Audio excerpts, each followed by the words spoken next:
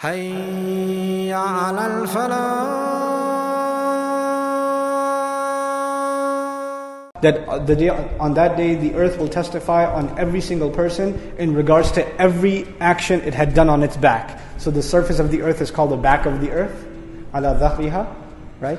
And whatever people had done, it'll testify against them. So in his commentary, Ibn Mas'ud said, "Amila fulanun kada wa kada." It'll speak like this. This guy did this and this. That one did that and that. And they were standing over here when they did it, and there when they did it. It'll actually point out every single thing that people had done. يُنْطِقُهَا اللَّهُ عَلَى الْحَقِيقَةِ. Allah will make it speak in reality. And another way it's understood it will actually speak to Allah.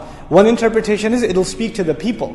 You did this, you did this, you did this. And the other interpretation is when Allah makes it speak, it'll actually be speaking to Allah subhanahu wa ta'ala, complaining to Allah about what people had done. Both of those opinions exist in Ahl Sunnah wal Jama'ah. So, like Zamakhshari comments, تُحَدِّثُ الْخَلْقَ أَخْبَارَهَا. That's his opinion, that it'll speak to creation on that day. But the other opinion was that it'll speak to Allah subhanahu wa ta'ala directly. Some commentators took the route of, the Mu'tazili, the rationalists. And what they did was when they heard something that the philosopher or the person obsessed with logic might say, this doesn't make any sense. The earth is going to talk? That doesn't make any logical sense. So to appease to them, an opinion came about, which basically was, the earth will speak ala al-hal. In other words, the fact that everything is coming out from the earth, that in and of itself is a kind of speech, which may or may not be true. That may or may not be true. But the majority of the ulama, especially I'm impressed with the commentary of Ash-Shinqiti rahimahullah, who is probably one of the greatest mufassirun of al-Qur'an bil-Qur'an, tafsir al-Qur'an bil-Qur'an, and he emphasized that concept of tafsir.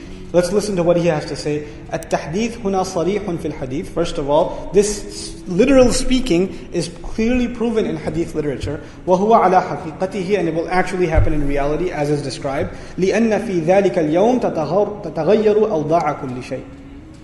On that day, the nature of everything is going to change. Things you never expected will speak. Our skin will speak. Our limbs will speak. Our feet will speak. Our hands will speak. Right? وَتَشْهَدُ أَرْجُلُهُمْ. Even their feet are going to testify against them. بِمَا كَانُوا يَكْسِبُونَ. In regards to the things they earned themselves. So because of that, he says, we don't have to stretch the meaning to say, no. It's speaking in its calamity, or it's speaking in this abstract form. Perhaps it's literally speaking, and Allah Azza wa Jal put it in that way. Wallahu ta'ala a'lam. Allah Azza wa Jal, He revealed to the bee. He revealed, what does that mean? He inspired the bee, He gave it a hint on where to go. And instructed it on where to go. We find, وَأَوْحِنَا إِلَىٰ أُمِّ مُوسَىٰ أَنْ أَرْضِعِيهِ. We inspired the mother of Musa that she should feed him, breastfeed him. That doesn't mean He gave a revelation. What it implies is, the thought came in her mind, the hint was given, and she knew what to do, what plan to act out. فَأَوْحَى إِلَيْهِمْ أَنْ سَبِّحُوا بُكْرَةً وَعَشِيًّا. This is probably the one that makes it easiest. Zakaria alayhi salam, when the angel came and told him, you're going to have a boy. Right? His name is going to be Yahya.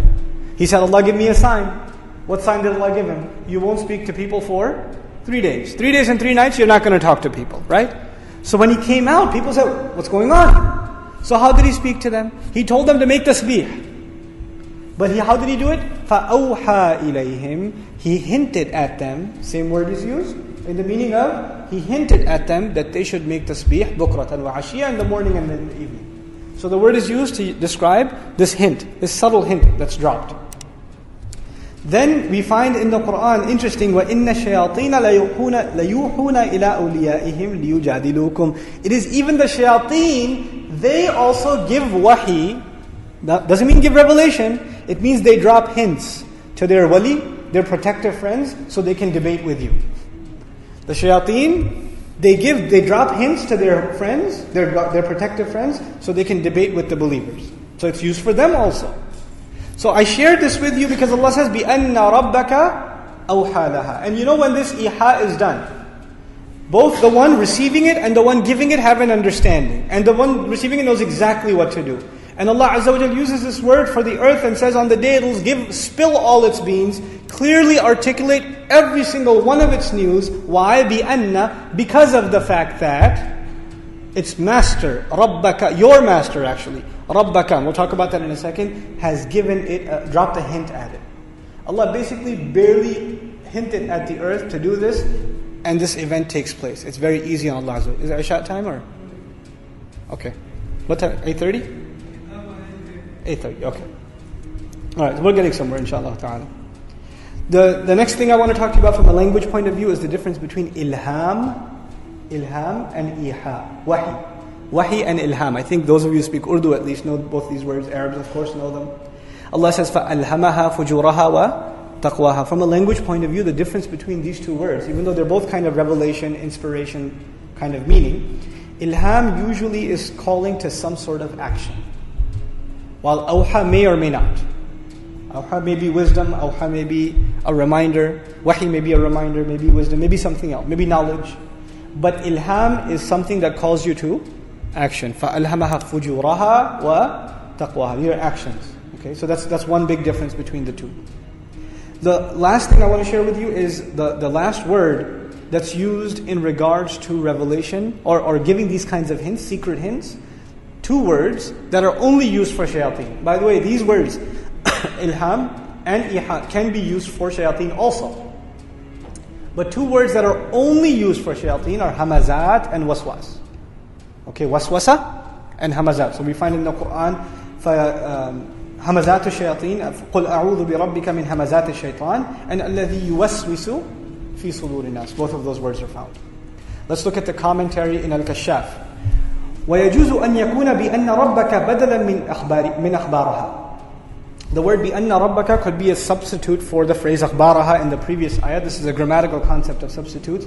So what he's saying, what's the benefit of knowing that? كأنه قيل يومئذ تحدث بأخبارها بأن ربك أوحى لها. It is as though Allah is saying the day on which the earth will spill or completely articulate and elaborate every one of the news and information that it contained, and that is only because its master, or your master rather, had inspired it to do so. There's one word here that demands a lot of attention. It's Rabbaka. Allah didn't say Rabbaha. Allah didn't say its master, the master of the earth, commanded it or inspired it or revealed to it or dropped a hint at it. He said your master, which is the messenger of Allah sallallahu alaihi wasallam. So Allah Azza wa Jalla is talking about this tremendously powerful event, and it was all in the third person. All of it was in the third person, and then especially the messenger was mentioned on the side. بِأَنَّ رَبَّكَ أَوْحَى لَهَا. Your master has given inspiration to it. This shows actually the special status of the Messenger of Allah on the Day of Judgment. On the Day of Judgment, the Messenger will have a special status. And we know this from many, many, many ahadith.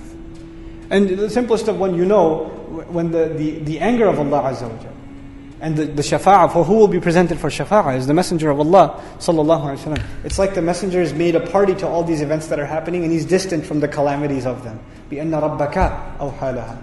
And this closeness to the Messenger alayhi salatu wasalam, in the second person. Everything in the surah is third person, which is tab'eed, it's distance. And all of a sudden second person. This is taqreeb, to bring the Messenger close. It illustrates the closeness Allah has to His Messenger sallallahu alayhi wasallam. Assalamu alaikum wa rahmatullah. If you enjoyed this video, please do share it with friends and family. If you want to see more videos from this series, click on the box at the top. If you want to see other videos, click on the box at the bottom. And don't forget to hit the subscribe button. Thanks.